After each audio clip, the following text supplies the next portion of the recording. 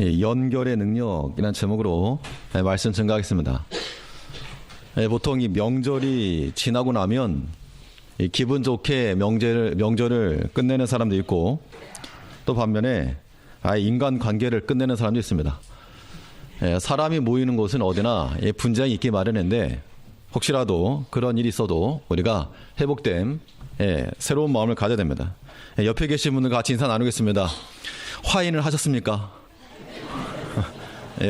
안 싸우셨으면 되고, 싸우셨으면 화해를 하시고, 안 하신 분들은 유오디아와 순두개 얘기할 거니까 다 하셔야 됩니다.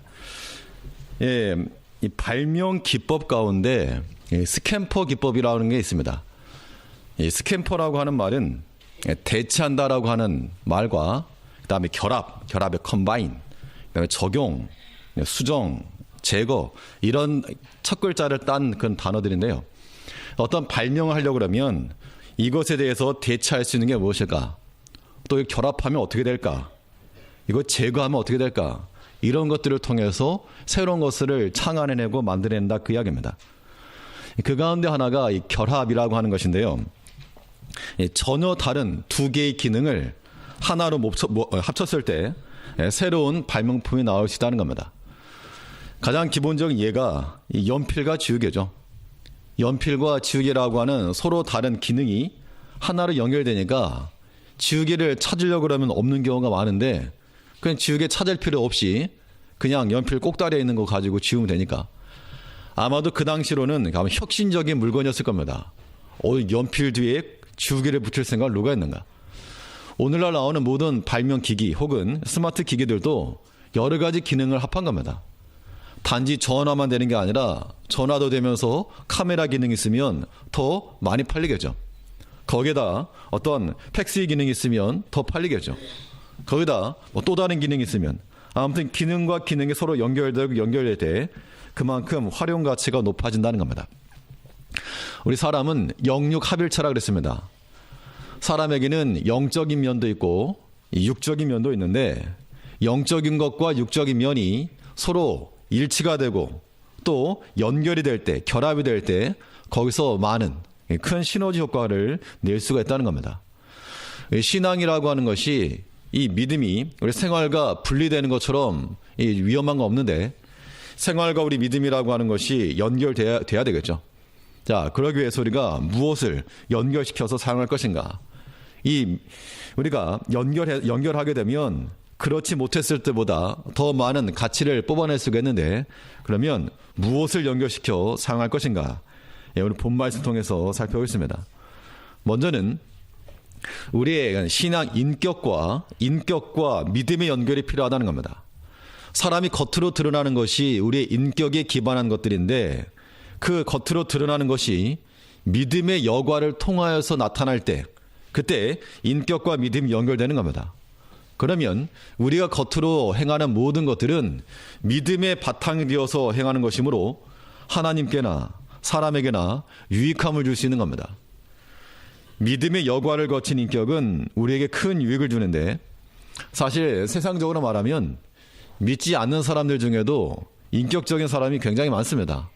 그래서 법 없이도 살 사람이라, 혹은 물론 그 속마음까지 모르겠는데 그런 평가를 받는 사람도 있다는 얘기입니다. 그런데 아무리 인격적으로 훌륭하다 해도 믿음이 없으면 소망이 없는 겁니다. 근데 문제는 뭐냐? 반대의 경우죠. 믿음은 있노라 하면서도 그 행실과 그 말이 그 믿음을 따라가지 못할 때, 그때 우리가 비난을 받기도 하고 욕을 먹는 겁니다. 그래서 많은 교인들이 혹은 목회자들이 혹은 직분자들이 믿음이 있노라라고 말하면서 그 믿음만큼의 말과 행실이 나오지 않을 때 그 자신이 비난받는 것만 그치는 것이 아니고 하나님께 영광이 가려진다는 겁니다. 이것이 우리가 조심해야 될 겁니다.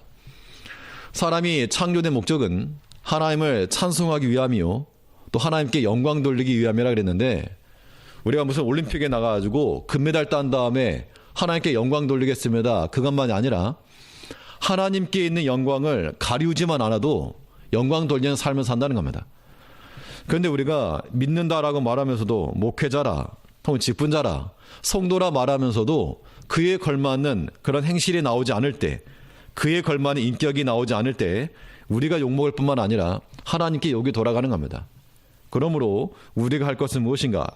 힘써 해야 될 것은 우리의 신앙의 인격이라고 하는 것이 믿음을 거쳐서 믿음의 여과를 거칠 수 있도록 해야 한다는 겁니다. 사실 이런 것들은 우리 일평생에 걸쳐서 이루어져야 될 작업입니다. 하루아침에 될 게 절대 아니죠. 오늘 본문에서도 모든 일에 있어서 믿음의 바탕을 둔 언행이 나와야 될 것을 말하고 있습니다. 우리 8절 말씀을 보시면 우리 8절에 우리 다 같이 한번 읽어보시죠. 네, 8절 말씀 우리 다 같이 한번 읽어보겠습니다. 시작. 정말로 형제들아 무엇이든지 참되며 무엇이든지 경건하며 무엇이든지 옳으며 무엇이든지 정결하며 무엇이든지 사랑할 만하며 무엇이든지 칭찬할 만하며 무슨 덕이 있든지 무슨 기림이 있든지 이것들을 생각하라. 한 구절 아래 같은 말을 여러 번 반복했다는 것은 중요하다는 얘기죠. 그만큼 강조하고 있는 겁니다. 여기서 강조하고 있는 것은 무엇인가 하면 무엇이든지 무슨 일이든지 어떠한 일을 당하든지 너희는 참될 것이며 경건하며 옳으며 정결하며 사랑할 만하며 또한 칭찬할 만하며 덕과 기림이 있게 하라, 그 이야기입니다. 사람은 자기 자신에게 어떤 것을 적용시킬 때에는 예외적인 규정을 당연시 여깁니다. 또 그런 것들을 요구하기도 합니다. 다른 사람에 대해서는 FM이죠. 다른 사람에 대해서는 철두철미하게 적용시켜서 비난하기도 하고 또 욕을 하기도 하고 또 정죄하기도 한다는 겁니다. 근데 자기 자신에 대해서는 너무나 간대해서 다른 사람한테는 FM, 자기한테는 AM. 적용 방식이 좀 바뀌어야 됩니다. 우리는 이 인격이라고 하는 것이 믿음을 거쳐서 나오려면 자기 자신에게 철저하게 적용시켜야 됩니다. 그래서 무엇이든지 참되고 무엇이든지 경건하고 무엇이든지 옳고 이러한 우리의 인격적인 모습이 드러나야 한다는 겁니다. 그러면 오늘 여기 8절에서 나오는 게 참되다라고 하는 우리 인격을 말하는 거겠죠. 참된 인격이 우리에게서 나와야 된다, 그 이야기고, 경건함의 모습이 우리에게 있어야 된다, 그 이야기고, 옳음과 정결함과 사랑과 칭찬이 우리에게 있어야 된다, 그 이야기인데, 이러한 인격들이 무엇을 통해서 가능한가? 믿음을 통해서 가능하다, 그 이야기입니다. 그러면 참된 인격이 우리 가운데 나오려면 어떻게 할 것인가? 어떤 믿음을 쓸 것인가? 그 이야기죠. 어떤 믿음을 쓰게 되면 우리에게 참된 인격이 소유되게 되겠는가? 참되다라고 하는 인격을 얻으려면 누가 보는지에 관계없이 마땅히 해야 될 일을 해야 됩니다. 누가 보면 하고 안 보면 안 하고 이런 것으로는 참되다라고 일컬음을 받을 수가 없는 겁니다. 우리가 참된 인격을 얻으려면 어떤 믿음을 써야 되는가? 누가 보든 보지 않든 우리는 마땅히 해야 될 일을 하는 것, 이것이 참된 인격을 소유하는 길이 되는 겁니다. 성경에 보면 이 나다나엘이 이 나다나엘을 가리켜 예수님께서 말씀하실 때 저는 참 이스라엘 사람이다. 그 당시 수많은 유대인들이 있었는데 그 가운데서 나다나엘을 가리켜 말씀하시길 저 사람은 참되다 라고 하실 때 나다나엘이 저 아세요? 날 아십니까? 처음 만났는데. 그때 예수님께서 하신 말씀이 내가 무화과 나무 아래 있을 때 봤다. 그때 나다나엘이 깜짝 놀란 거죠. 아무도 모르게, 물론 보통 기도하고 있었다 이렇게 보통 이야기를 하죠. 뭘 했던 간에 아무도 모르게 그 나무 아래서 기도를 했다면 기도했을 것인데 누구도 보지 못한 그 장소에서 했는데 자기를 봤다니까 거기서 깜짝 놀라고 예수님을 고백한 겁니다. 바꿔 말하면 나다나엘은 어떤 이 경건의 모습이라고 하는 것이 기도 생활, 이 외적인 모습이라고 하는 것이 다른 사람에게 보이기 위함도 아니었고 또 누구 보라고 자랑하려고 하는 것도 아니었다는 겁니다. 그는 누가 보든 보지 않든 생명의 주께 나아가 그 민족의 회복을 구하였고 그 나라의 아픔을 놓고 기도했던 것이 분명합니다. 이런 것들을 가리켜 우리가 참되다라고 말할 수 있는 겁니다. 그럼 우리가 참된 목회자가 되고 참된 직분자가 되고 또한 참된 성도가 되려면 우리는 누가 보든지 보지 않든지 우리가 마땅히 해야 될 일들을 감당해야 됩니다. 근데 사실 보지 않는다라고 말하지만 다 보고 있죠. 누가 보고 계십니까? 하나님이 다 보고 계시고 하나님만 봅니까? 사람도 봅니다. CCTV가 있어가지고 사람도 다 봅니다. 전에 말씀드린 대로 관리자분 위에는 이 교회 내 CCTV 어떤 그 애플리케이션 다 내려주시고 그걸 감시용으로 사용하시면 안 됩니다. 교회가 궁금하면 직접 오시면 되고 이게 사람 일도 마찬가지로 본다는 겁니다. 보이지 않는 곳에서 뭐 카메라 찍고 있으면 돌아가면 다 보이는 거죠. 우리가 그런 것들만 인식을 해도 상당히 사람이 조심스럽습니다. 우리가 참된 그런 모습으로 살아가려면 하나님께서 보고 계신 우리가 일단 알아야 되고 그렇기 때문에 사람은 보지 않더라도 하나님이 보신다라고 하는 그 믿음에서부터 우리는 참된 인격을 소유해 나갈 수 있다는 겁니다. 우리가 참된 모습을 가져야 한다 그 이야기입니다. 또 모든 일에 경건하며 그랬는데 이 경건함의 인격이 우리에게 나타나야 한다 그 이야기죠. 이 경건함이 우리에게 나타나려면 어떤 믿음을 쓸 것인가? 어떤 믿음을 써야지만이 이 경건함의 인격을 얻겠는가? 이것은 하나님께 드리기 위해서 구별해 놓는 겁니다. 경건이라고 하는 건 말 자체가 구별되었다 그 이야기죠. 거룩하다, 구별되었다는 것인데 하나님께 드리기 위해서 구별해 놓는 것, 이것이 경건한 인격을 만든다는 겁니다. 하나님께서 우리에게 주신 물질이 있으면 그 물질에서 일부를, 전부 다이긴 하지만 일부를 구별하여 놓는 것, 이것이 경건함의 모습이요. 하나님께서 우리에게 주신 시간, 이게 다 하나님의 건데 그 시간 가운데 일부를 하나님 앞에 드리기 위해서 구별하여 놓는 것, 이것도 경건함의 모습이요. 우리가 먹거나 마시거나 할 수 있는 모든 것들 가운데도 하나님의 뜻에 따라 하나님 앞에 구별하여 드릴 줄 알아야 한다는 겁니다. 우리가 잘 아는 것처럼 다니엘은 왕의 진미를 먹을 수 있는 그 기회 가운데서 어떻게 했는가 하면 뜻을 정하여 먹지 않았다 그랬습니다. 뜻을 정하여. 그 말은 즉슨 먹을 수 있는 것이 다 많이 있는데 뭐라도 먹을 수 있겠는데 그 가운데서 하나님 앞에 하나님께 내 자신을 드리기 위함이었죠. 자기 자신을 정결한 자로 경건함의 제물로 드리기 위해서 모든 것을 다 취하지 아니하였고 그 가운데서 부정한 것, 또 속된 것, 하나님께서 금하신 것들은 제했다는 겁니다. 그래서 내가 모든 걸 취할 수 있지만 하나님께 드리기 위해서 구별하고 때로는 우리가 거절하고 하는 것, 이런 것들이 우리의 경건한 인격을 얻게 한다는 겁니다. 먹을 거라고 다 먹는 거 아닙니다. 내가 보는 거라고 다 보는 거 아니라는 겁니다. 내 갈 수 있다고 해서 아무 데나 가는 거 아니라는 겁니다. 우리가 제한하고 구별되어서 하나님이 받으심직할 만한 걸 드리려면 당연히 구별해 놔야 한다는 겁니다. 이런 것들이 우리 가운데 있을 때 그때 경건함의 모습이 나타나는 겁니다. 경건이라 그래서 무슨 외적인 복장 아니면 엄숙한 목소리 이런 것만이 아니라 우리가 하나님 앞에 떼어놓는 그 구별됨이 반드시 필요합니다. 또 무엇이든지 옳으며 그랬는데 이 옳다라고 하는 그런 인정함이 우리 가운데 있어야 한다는 겁니다. 이것도 우리의 신앙 인격이 되어야 한다는 것인데 이 옳다라고, 이 옳음이라고 하는 것은 어떤 믿음을 쓸 때 우리에게 그런 옳음이라고 하는 인격이 주어지겠는가? 이 옳다라고 하는 것을 우리가 얻으려면 타협하지 않는 그 모습이 필요합니다. 타협하지 않으면 당연히 희생을 요구하겠죠. 타협하지 않고 희생을 감수할 때 그때 우리가 옳다 인정을 받는 겁니다. 예수님의 제자들이 예수님 부활하신 이후에 복음을 전하니까 이 지도자들이 싫어했습니다. 그래서 잡아다가 때리고 다시는 이 이름으로 전하지 말라. 그랬을 때 제자들이 했단 말이 무엇인가 하면 우리가 사람의 말을 듣는 것이 옳으냐 아니면 하나님 말씀 듣는 것이 옳으냐 너희가 한번 판단해 보아라 하면서 거기서 타협하지 않고 나가죠. 무엇이 옳은가 한번 생각해 봐라 라고 할 때 이 육신적인 편안함을 생각했더라면 당연히 그래 여기서만 안 하면 되지, 예루살렘에서만 안 하면 되지 하고 멈췄을지 모르지만 그러나 그 제자들은 타협하지 않았다는 겁니다.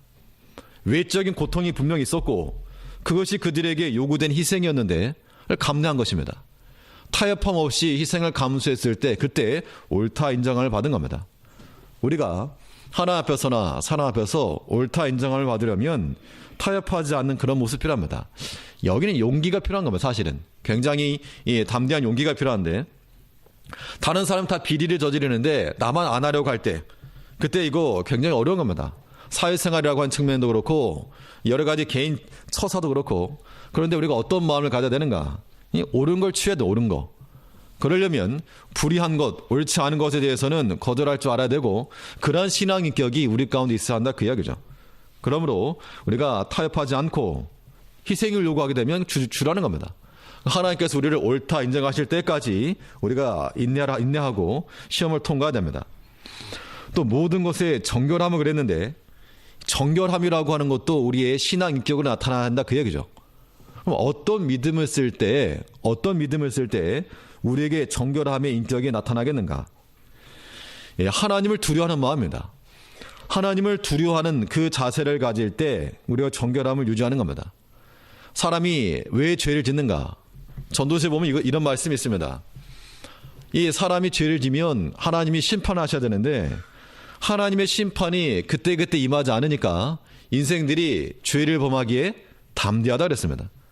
만약 우리가 거짓말 한번 하게 되면 벼락이 내리고 우리가 한번 잘못한 번 하면 교통사고 나고 어떤 잘못이 있으면 갑자기 큰 병이 걸리고 예를 들어서 극단적인 예를 들자면 그러한 하나님의 심판의 모습이 우리에게 임한다 그러면 무서워서 죄를 못 짓겠죠.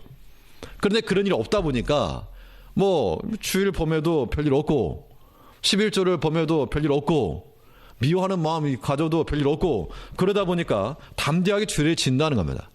그러면 내가 죄를 지어도 아무 일 없다. 그게 성공인가? 그렇지 않다는 겁니다. 우리는 하나님을 두려워하는 마음을 가질 때 우리 자신을 정결하게 만들어가는 겁니다. 성경에 보면 요셉이 이 보디발의 가정 가운데서 이 가정 총무로서 역할을 잘 감당했습니다. 그러다가 그의 아내가 그를 유혹했을 때 요셉의 반응이 무엇입니까? 요셉의 반응은 내가 하나님 앞에 어찌 득지하리요. 요셉이 왕 앞에 섰을 때의 나이가 30이었으니까 분명 20대 청년의 모습입니다. 혈기왕성한 청년의 때인데 그러한 때 그 모든 육신적인 것들을 거절할 수 있었던 이유는 한 가지죠. 하나님이 두려웠기 때문에, 하나님을 두려워하는 마음을 가지고 있었기 때문에 내가 어찌 하나님 앞에 득지하리요 하면서 벗어날 수 있다는 겁니다. 우리가 이러한 마음을 가져야 됩니다. 때로는 우리가 숨은 자리에서 안 보이는 자리에서 죄를 범하려고 하는 안 보이는 데가 없는 겁니다. 우리가 부모를 두려워하는 아이들은 부모의 그런 혼내는 것이 무서워서라도 절제할 수 있습니다. 근데 요즘은 그 무서워하는 게 없습니다. 부모님도 무서워하지 않고 선생님도 무서워하지 않고 사회 어른들도 무서워하지 않고 그러다 보니까 규율이 안 서고 막 가는 거죠. 젊은 세대들 흔히 말하는 우리는 보통 그런 안 좋은 말로는 양아치 이런 말 하죠. 양아치라고. 우리가 믿음 가지고 하나님 섬기는데 하나님께서 저는 믿음의 성도가 아니고 양아치 같다 이렇게 말하면 우리 굉장한 이 좋은 평판이 아니죠. 하나님을 섬김에 있어서 우리가 하나님께 사랑하실 만한 하나님 믿고 맡길 만한 그런 사람이 되어야 됩니다. 그러기 위해서 우리가 하나님을 두려워하는 마음을 가져야 하지만이 정결함을 유지한다는 겁니다. 또 무엇이든지 사랑할 만하며 그랬는데 사랑이라고 하는 것은 사랑하는 것도 중요한데 사랑하는 것만큼이나 무엇이 중요하겠습니까? 사랑받는 것이 중요합니다. 그러면 사랑하기만 하게 되면 이건 스토커죠. 사랑도 받아야 되는데 우리가 하나님을 사랑하는 것이 중요하고 또 그만큼이나 내가 하나님께 사랑받고 있다라고 하는 것을 아는 거 이게 더 중요합니다. 하나님께 내가 사랑받고 있다라고 하는 것을 깨닫는 사람은 굉장히 영적으로나 육적으로나 안정감이 있습니다. 정서적 안정감이 있는 것처럼 하나님의 사랑을 받고 있다라고 느끼는 사람은 분노할 일도 그리 없고 인내가 가능하고 견디는 게 가능하고 절제가 가능하고 양보가 가능하다는 겁니다. 안정되기 때문에 그런 겁니다. 그럼 우리가 사랑을 받으려면 어떻게 할 것인가? 입장을 바꿔놓고서 우리가 어떤 사람을 사랑하는가를 보면 아는 겁니다. 우리 보통 어떤 사람을 사랑하는가 하면 낮은 자리에서 자신을 낮추는 사람이죠. 낮은 자리에서 섬기는 자들을 우리가 사랑하게 되어 있습니다. 똑똑한데 교만하다 별로 좋아하지 않습니다. 일은 잘하는데 자기를 드러낸다 별로 좋아하지 않습니다. 근데 항상 겸손하고 낮은 자리에 서서 열심히 일을 하긴 하는데 자기를 드러내지 않고 겸손하게 낮은 자리에 서는 사람들은 누구라도 다 사랑한다는 겁니다. 그럼 우리가 그런 사람 되어야 마땅하겠죠. 베드로는 바울을 소개하면서 어떻게 보면 이 경쟁 구도로 보면 라이벌입니다. 또 베드로에게 없었던 지식과 학문을 가지고 있었던 바울이었습니다. 자기는 사도고 예수님을 따라하던 제자인데 바울은 그렇지 못했거든요. 근데 그 영향력이 있다 보니까 어떤 경쟁적인 심리를 작용했다면 깎아내렸을지도 모를 일인데, 그런데 베드로는 바울을 소개하면서 우리가 사랑하는 형제라고 말했어요. 사랑받는 형제. 그만큼 바울이 자기의 가진 은사를 가지고 사용하였고 섬기는 데 다 사용한 거죠. 또 뿐만 아니라 그 모든 일을 행하면서도 자기를 드러내거나 자랑하거나 높임받으려 하지 않았다는 겁니다. 그렇기 때문에 사랑받은 겁니다. 이제 우리가 하나님의 교회에서 여러 가지 일과 봉사를 하실 때 사랑받는 자들이 되려면 힘써 일은 하시되 낮은 자리에서 힘써 행하시되 다른 사람을 높이고, 내가 비록 대접받지 못할지라도 내가 행한 것만큼의 그런 정당한 평판을 받지 못할지라도 능히 감수할 때 그런 자들이 사랑을 받는 겁니다. 그러한 인격이 우리 가운데 나타나야 한다는 겁니다. 믿음을 통해서. 어떤 믿음? 낮은 자리에서 섬기는 자세입니다. 예수님께서 보이신 믿음이죠. 그런 믿음 우리가 본받을 때 우리가 무엇이든지 사랑할 만하며 혹은 사랑받을 만한 그러한 믿음의 인격을 우리가 유지한다는 겁니다. 또 무엇이든지 칭찬할 만하며, 칭찬이라고 하는 건 칭찬받을 만한 인격이 우리 가운데 있어야 한다는 건데, 어떤 믿음을 통해서 우리가 칭찬받겠는가? 보통 칭찬이라고 하는 것은 무조건 하는 게 아니고 기대치 이상을 감당했을 때 칭찬이 나가는 것이죠. 어린 아이, 기어다니는 아이들에게는 한 걸음 한 걸음 걷기만 해도 잘한다 박수칩니다. 근데 나이 다 큰 어른이 걸어 다닐 때 잘한다 이게 말하지 않죠. 그만큼의 기대치 이상을 감당할 때 칭찬이 있다는 겁니다. 우리가 하나님을 섬김에 있어서도 믿음의 수준이 다 다릅니다. 초신자도 있고 또 오랫동안 신앙생활 하신 분도 있고 믿음의 수준이 다 다른데, 그런데 그 사람의 믿음의 수준에서 한 걸음 더 진일보했을 때 그때 칭찬이 나온다는 겁니다. 목회자에게는 목회자의 수준이 있고 직분자들 수준이 있고 또 일반 성도들, 어떤 이건 높낮이를 말하는 건 아닌데 아무튼 그 나름대로의 수준이 있는 거죠.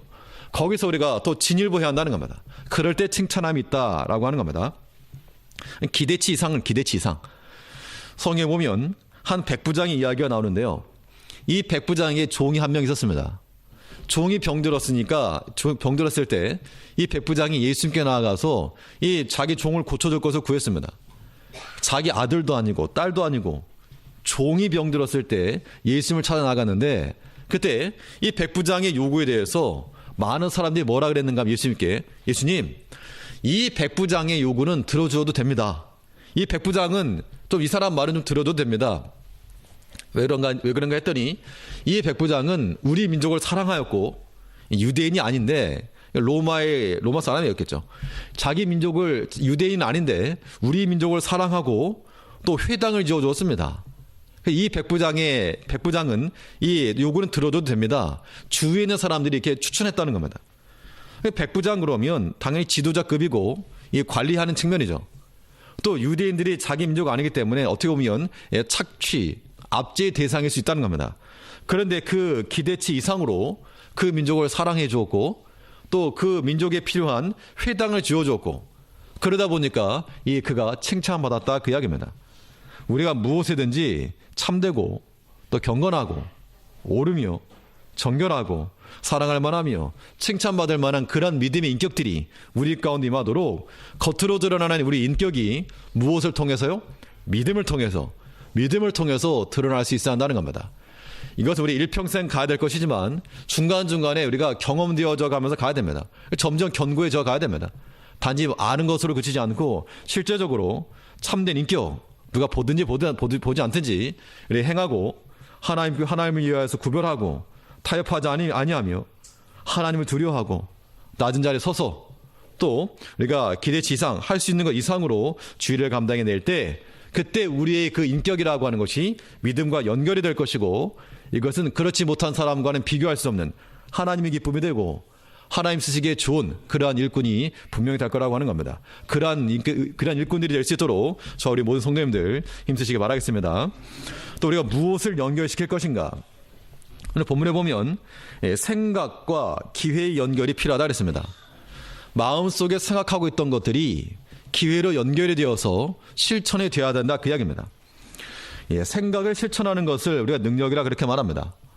생각은 누구나 할 수 있지만 그것을 실천으로 옮기는 사람은 많지 않기 때문에 거기에 희소성이 발생하는 겁니다. 누구나 다 잘하고 싶죠. 누구나 공부도 잘하고 싶고 일도 잘하고 싶고 뭐도 잘하고 싶고 잘하고는 싶은데 그 잘하기 위한 그 수고와 노력을 보통 안 한다는 겁니다. 그렇기 때문에 우리가 어떤 것에 대한 생각이 있으면 그 생각을 실천할 수 있는 기회를 우리가 얻어야 됩니다. 우리 10절 말씀을 보게 되면 10절에서 내가 주 안에서 크게 기뻐함은 너희가 나를 생각하던 것이 이제 다시 싹이 남이니 너희가 또한 이를 위하여 생각을 하였으나 기회가 없었느니라. 여기서 말하는 바는 바울이 지금 현재 감옥에 갇혀 있죠. 감옥에 갇혀 있는 상황에서 이 빌립보 교회가 빌립보 교회를 세운 사람이 바울이니까 이 교회 교인들이 서로 상했다는 겁니다. 뭔가 도움을 주긴 줘야 되겠는데 생각을 했는데 뭐 어떻게 도와야 될지 모르고 있을 때 지금 이제 바울이 말하는 거죠. 지금이 기회다. 지금은 도와라 그 이야기입니다. 쉽게 말하면. 또 한편으로는 빌립보 교회가 물질적으로 이 바울을 도왔기 때문에 그래서 칭찬하면서 이 너희가 잘하였다 칭찬하기도 하고 있는 겁니다. 이때 우리가 여러 가지 것들에 대해서 생각하던 것들을 행동으로 옮길 수 있는 기회를 우리가 얻을 수 있어야 됩니다. 그런데 우리 생각이라고 하는 것도 선한 생각이 있고 악한 생각이 있죠. 선한 생각은 기회를 얻게 하는 것이 맞습니다. 그래서 우리 어떤 섬김의 생각, 봉사의 생각 이런 마음들을 가지고 있으면 그런 것들을 실천할 수 있는 기회를 잡아야 됩니다. 이 섬기는 일이라고 하는 것은 보면 보이는 것이 섬기는 일의 원리가 되는 겁니다. 안 보고 외면하니까 안 보이지 내가 어떻게 섬길까, 어떻게 도울까, 어떻게 감당할까 보면 보이게 돼 있다는 겁니다. 교회도 마찬가지고 눈 감고 안 들으려고 하고 안 보려고 하니까 안 보이는 것이죠. 그래서 우리가 어떤 마음이든지 섬기려고 하는 마음을 가지고 있으면 그 생각이 실현될 수 있도록 기회를 잡아야 한다 그 얘기입니다. 룻이 자기 시어머니와 함께 돌아갈 수 있는 그걸 하나의 기회를 잡은 겁니다. 어떻게 보면 자기 육신적인 평안을 위해서 도망갈 수 있었지만 돌이킬 수 있었지만 어머니를 섬기려고 하는 생각이 함께 올라가는 것을 기회를 잡은 겁니다. 다윗은 요나단이라고 하는 사람은 왕이 될 수 있었지만 다윗을 사랑하는 마음으로 왕위를 내려놓는 것을 하나의 기회로 삼았다는 겁니다. 사랑하는 마음을 표현하기 위해서. 세례요한은 그가 먼저 왔지만 나는 주의 길을 예비하는 자라. 내가 예수님을 위해서는 나는 신들매를 들기도 감당치 못한다. 스스로 나는 예수의 종이 되겠다라고 하기까지 자기 자신을 낮추는 것으로 기회를 삼은 겁니다. 기득권을 먼저 말하려고 했다면 내가 먼저 왔다. 세례도 내가 먼저 주었다. 예수님의 제자들도 있었지만 세례 요한의 제자들도 있었습니다. 예수님의 제자들이 와가지고 주기도라고 하는 게 어떻게 나왔는가 하면 제자들이 와가지고 말하기를 예수님 우리도 기도를 좀 가르쳐주세요. 세례 요한이 제자들에게 기도를 가르쳐줬는데 우리 좀 가르쳐달라고. 그걸 보게 되면 세례 요한도 하나의 어떤 신앙적인 하는 세력이 있었다는 얘기입니다. 그런데 요한은 그것을 자기의 주도권을 드러내려 했던 것이 아니고 내가 할 일은 주의 길을 예비하는 자라. 그렇기 때문에 그는 선한 생각, 주를 향한 선한 생각이 이 자기 자신을 낮추는 것을 기회로 연결되었다라고 하는 겁니다. 우리 마음 가운데 생각이 있으면 생각이 싹을 튀어야 됩니다. 갈라디아서에 보면 가르침을 받는 자들은 말씀을 가르치는 자와 좋은 것을 함께 하라 그랬습니다. 좋은 게 있으면 같이, 좋은 게 있으면 같이. 이런 말 하시면 또 오해하실까봐 더는 말씀드리지 않지만 아무튼 좋은 것들은 함께 나눌 줄 아는 그런 모습을 가져야 한다는 겁니다. 형제들과도 마찬가지입니다. 좀 돌아봐야 되겠다. 형편에 대해서 좀 돌아봐야 되겠다. 이런 마음이 있으면 마음으로만 갖지 말고 기회를 따라서, 기회라고 하는 것은 보면 보이는 겁니다. 찾으면 찾는 것이고. 그래서 우리 선한 생각은 기회를 얻게 해야 되고 반면에 악한 생각은 기회를 얻지 못하게 해야 됩니다. 가룟 유다가 물질의 이득을 위해서 예수님을 팔아넘길 생각을 했는데 기회를 얻은 거죠. 사실은 그 기회를 잡고 예수님을 팔아넘긴 겁니다. 악한 생각인데 악한 생각이 이 기회를 잡게 만든 겁니다. 또 이 암논이라는 자는 다윗의 아들인데 육체의 정욕을 이기지 못하여서 자기 이복 여동생을 범하고 말았습니다. 육체를 욕되게 했습니다. 그 과정 가운데서 그 자기 자신의 육체적 욕구를 해결하기 위해서 속이고 또 거짓된 모습으로 악한 생각이 기회를 얻도록 그렇게 만들어가니까 범죄하고 말았습니다. 그 결과 죽임을 당하고 말았죠. 자기 동생에게. 우리가 악한 생각이 실행되는 것은 우리의 성공이 아니라는 겁니다. 아간이 그러하였고 또 가인이 그러하였고 물질의 탐심 때문에 숨길 수 있는 기회를 얻었고 또 시기심 때문에 동생을 죽였고 그 결과 어떻게 되었는가? 그 결과 자기도 죽고 만 겁니다. 죄를 짓고자 하는 소원은 내게 있으나 너는 죄를 다스릴지니라. 창세기 보면 말씀 나오죠. 우리 마음 가운데 죄를 범하고자 하는 그런 유혹이나 악한 생각 자체를 금할 수는 없을 것 같습니다. 사람이니까. 그런 생각이 드는데 어떡합니까? 그런 생각이 들고 어떤 말하고자 하는 것이 여기까지 올라와도 여기서 때로는 멈출 줄 알아야 한다는 겁니다. 그것이 우리의 믿음이란 얘기죠. 그런 것들은 악한 생각들은 멈출 줄 알고, 그래서 악한 생각 어떻게 멈출 것인가? 보통 우리가 자외선으로 살균한다 그러죠. 이 파장이 짧은 빛은 에너지가 강하기 때문에 보통 살균력이 있다는 겁니다. 너무 세면 우리 피부암을 유발할 수 있지만, 그래서 자외선 같은 것은 소독할 수 있는, 세균을 없앨 수 있는 그런 능력이 있는데, 마치 성령의 빛을 우리 마음과 생각에 쪼임으로써 악한 생각들은 다 없어지게 만들어야 됩니다. 악한 생각은 기회를 얻지 못하도록. 그래서 선한 생각이면 이 생각이라고 하는 것도 바로 실천하지 않으면 없어지는 거죠. 그럴 때 우리가 선한 생각은 힘써 바로 실행하고, 악한 생각은 성령의 빛을 비춤으로 다 사라지고 없어지기까지.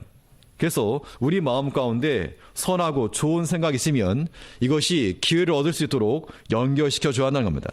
이것이 우리에게 필요하다는 겁니다. 또 뿐만 아니라 오늘 무엇을 연결시킬 것인가? 이 형편과 우리 현실을 연결하라 그랬습니다. 우리 형편이 어떠한지에 따라서 우리 현실이 만들어져 가야 되겠는데, 어떤 경우는 형편은 그렇지 못한데 현실을 포장하려는 사람이 있다는 겁니다. 이럴 경우에는 잘못된 거죠. 믿음도 없는 것이고 지혜도 없는 겁니다.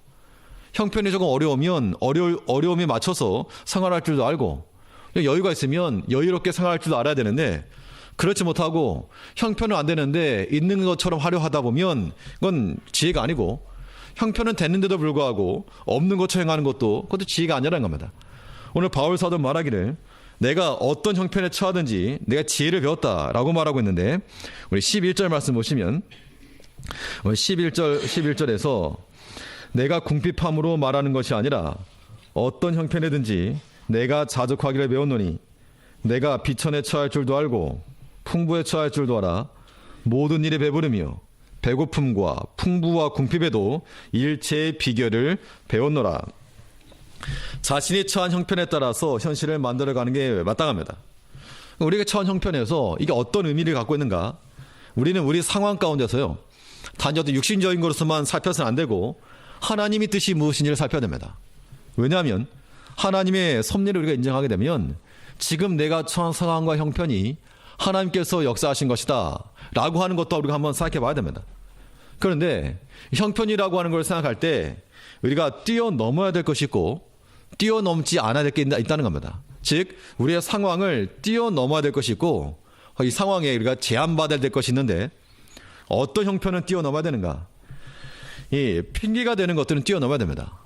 내 형편이 이러하니까 어쩔 수 없지, 이게 아니고 핑계가 되는 것들은 뛰어넘어서 나아가야지만이 그것이 바른 모습입니다. 특히 영적인 일에 대해서는 어떠한 핑계나 변명 없이 뛰어넘는 게 필요합니다. 믿음의 현실이라고 하는 것은 현재가 현실이 아니라, 믿음의 현실은 언제입니까? 미래죠. 믿음은 바라는 것들이 실상이라 그랬으니까 우리 언제나 믿음 가지고 산다 그럴 때는 앞의 일, 장차의 일을 현실로 보고 사는 겁니다. 그렇기 때문에 우리가 믿음으로 살 때는 지금 당장 눈앞에 있는 것이 제한이 되거나 막힘이 되어서는 안 된다는 겁니다. 핑계를 참 되게 잘하죠. 이 핑계, 저 핑계. 어떤 핑계가 있는가? 어떤 핑계를 또 우리가 넘을 것인가? 성경에 보면 여러 가지가 있는데 뛰어넘은 여러 가지 예가 있죠. 먼저 나이를 핑계 삼을 수 있다는 겁니다. 나이. 내가 나이가 많아서 혹은 나이가 적어서 나이를 핑계를 댈 수 있지만, 갈렙은 85세. 아직 85세 안 됐으면 나이가 먹어서 이런 말씀하실 때가 안 된 겁니다. 85세였지만 내가 아직도 힘이 있다. 물론 이 젊은 사람과 똑같을 수는 없으나 그러나 믿음이 여전하였죠. 그 내가 이 산지를 내게 주소서 하고 하는 그 믿음의 일들이 여전히 있었다는 겁니다. 나이라고 하는 것이 제한이나 핑계가 되지 않았다는 겁니다. 또 어떤 경우는 물질이 핑계되는 겁니다. 내가 돈이 없어가지고. 성경에 보면 돈으로만 일한 게 아닙니다. 물질이 사용되긴 하지만 베드로와 요한이 어떻게 했습니까? 성전 올라가면서 어떤 거리를 만났을 때 나에게 은과 금은 없지만 내게 있는 것을 내가 준다. 은과 금 없다 그랬으면 없지만 내게 있는 예수를 주겠다. 돈이 없어서 문제가 아니라 믿음이 없다 그 이야기입니다. 또 뿐만 아니라 우리가 어떤 핑계를 또 잘 되는 거예요. 아이들, 자녀들 핑계, 자녀들, 애들 때문에. 사실 아이들이 자녀들이라고 하는 것도 어떤 제한되는 것의 이유가 되긴 합니다. 그런데 아브라함은 100세나 아들이라도 번제를 드린다 하였고, 또 한나는 그 눈물로 낳은 그 기도로 낳은 아들 사무엘을 성전으로 갖다 바쳤다 그랬습니다. 그렇다고 해서 그들이 잘못되었는가? 그러지 않았죠. 자녀의 핑계도 우리가 좀 넘을 수 있어야 되고, 부득불 어쩔 수 없는 형편을 우리가 또 얘기도 합니다. 어쩔 수 없다. 사실 믿음 안에서는 넘어서야 되는데 그런 것도 어쩔 수 없는 형편을 넘지 못해서 하나님 심판을 초래한 경우가 굉장히 많다는 겁니다. 아론 같은 경우에 이 모세도 없지, 또 백성들은 막 신을 만들어내라 그러지. 그 내가 어쩔 수 없이 내가 금송아지 만들었습니다. 그랬을 때 그때 한 3,000명이 죽게 되는 그런 비극을 경험한 겁니다. 사울도 그랬죠. 하나님께서 아말렉을 쳐서 다 진멸했을 때 내가 어쩔 수 없이 좋은 거 남겨놨습니다. 이거 하나의 핑계가 되고 말았다는 겁니다. 우리가 핑계형 없이, 핑계는 어떻게 하고요? 뛰어넘고, 내가 피곤해서, 물론 피곤하죠. 그런 것들도 우리 영적인 생활, 하나님 섬기는 일에 있어서는 뛰어넘을 수 있어야 한다는 겁니다. 여러 가지 외적인 것도 뛰어넘을 수 있어야 한다는 겁니다. 반면에 욕심이 되는 것들은 넘어서지 않아야 됩니다. 우리 형편이 어렵다 그래도 욕심에 근거한 것들은 그 안에서 제한을 받아야 됩니다. 형편 어렵다고 욕심을 따라가거나 잘못된 부정을 저지르거나 그런 것들 옳지 않죠. 부정한 방법으로 소기의 목적을 달성해서도 그걸 성공이라 말할 수 없습니다. 뉴스를 보니까 어떤 기업의 간부인지 직원인지 하여튼 그 기업의 돈을 공금을 횡령했다. 자기 돈처럼 횡령했다. 그 지위를 이용해서 횡령했는데 몇 년 동안 몰랐다는 겁니다. 사람들이 걸리지도 않았고 감사에 걸리지도 않았고. 그러면 그 사람 입장에서는 성공이죠. 성공. 왜냐하면 내가 그래서 슬쩍 해도 사람들이 모르니까, 드러나지 않았으니까. 그러면 그게 성공인가? 그렇지 않다는 겁니다. 물질적인 측면에도 부족함이 있으면 좀 부족한 대로 살아가는 것을 배우라 그래요. 배우라. 바울이 그렇게 말한 겁니다. 내가 비천에 처할 줄도 알고 풍부에 처할 줄도 알아. 어려울 때도 어려움을 내가 지낼 줄 알고, 또 풍부할 때는 또 풍부함을 누릴 줄 안다. 풍부하다 그래서 이게 흥청망청 쓴 게 아니라 분명 이 주의를 하는데 다 사용했을 겁니다. 우리가 어려울 때는 좀 허리띠를 졸라매기도 하고, 바울 같은 경우는 본인이 직접 일도 했었고요. 그 고생스러운 일을 하면서도 주의를 감당했고, 또 물질적 후원을 받았을 때는 더 복음에 집중해서 일을 했고, 이런 것들을 통해서 바울은 말하기를 결론적으로 내게 능력 주시는 자 안에서 내가 뭐든 할 수 있다. 근데 13절 말씀을 보실 때 14절 말씀에서는 이 13절에 다시 한번 같이 보실까요? 13절 읽어보겠습니다. 13절 시작. 내게 능력 주시는 자 안에서 내가 모든 것을 할 수 있느니라. 많은 성도님들이 사랑하는 말씀이긴 한데 포인트가 어디를 가야 되는가 하면 내가 모든 걸 할 수 있다. 여기 가서는 안 된다는 겁니다. 내가 모든 걸 할 수 있다. 우리 보통 그걸 원하죠. 모든 걸 할 수 있다. 할 수 있다. 그런데 여기서 중점은 무엇인가 하면 네 개입니다. 네 개. 네 개라고 하는 말은 내게 능력을 주시는 자가 있다 그 얘기죠. 그러므로 내게 능력 주시는 자, 여기에 우리의 모든 포인트에 가야 됩니다. 그 안에서 우리가 그 능력을 받아 할 수 있다 그 이야기입니다. 그러므로 나에게 능력이 있건 없건 나에게 능력을 주시는 하나님을 모시고 살아가는 사람들은 그 힘의 능력으로 주의를 어떻게 할 수 있는가? 감당할 수 있다 그 이야기입니다. 비록 우리의 형편이 비천함과 궁핍함에 놓일지라도 그것 때문에 못한다 핑계하지 말라는 겁니다. 핑계하지 말고 형편 나아지게 하겠습니다. 이런 말을 숱하게 듣는 말 아닙니까? 숱하게 듣는 말입니다. 형편이 나아지면 하겠습니다. 이 문제만 나아지면 하겠습니다. 애들 문제만 나아지면 하겠습니다. 사실 우리가 그런 게 어려운 문제긴 한데요. 그러나 우리가 뛰어넘을 수 있는 건 뛰어넘자는 겁니다. 핑계 같으면 뛰어넘을 수 있어야 한다는 겁니다. 육신적인 것들은 좀 제한을 받을지라도 영적인 것들은 핑계가 되지 아니하도록 내게 능력 주신 줄 알아서 뭐든 할 수 있다며요. 그렇기 때문에 물질적인 거 돈 버는 것만 이런 거 적용시키는 게 아니라 믿음 생활함에 있어서 하나님 섬기는 일에 있어서 이걸 감당해야 됩니다. 내게 능력 주시는 자 안에서 내가 뭐든 할 수 있다. 하나님의 능력이 있으면 능히 감당할 수 있다. 이 마음 가지시고 우리의 신앙생활 하시되 우리 믿음이라고 하는 것이 인격과 연결될 것이요. 또 믿음이 여거 과정을 거쳐서 신앙격이 나와야 됩니다. 선한 생각은 믿음의 기회를 얻게 하고 어떤 형편에 처하든지 믿음의 현실이 나타나도록 우리가 힘써 생활하는 우리 제일교회 성도님 되시기를 간절히 바라겠습니다. 예, 기도하겠습니다.